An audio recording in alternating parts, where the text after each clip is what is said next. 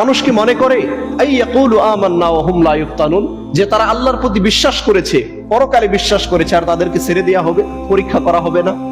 আল্লাহ বলছেন এটা কখনো হবে না। ফালা ইয়ালামান্নাল্লাহু আল্লাযীনা সাদাকু, যারা আজকে নিজেদেরকে দাবি করতেছে আমরা মুসলিম, আমরা আল্লাহকে বিশ্বাস করি, পরকাল বিশ্বাস করি, অথচ দিন ধর্মের প্রতি তারা ঝুঁকে না, নামাজ রোজা হজ যাকাত এগুলো করতে হবে এটা তারা মনে করে না, যারা এমনটা করে আল্লাহ বলছেন ফালা ইয়ালামান্নাল্লাহু আল্লাযীনা সাদাকু, কারা তাদের দাবিতে সত্যবাদী ছিল এই পৃথিবীতে।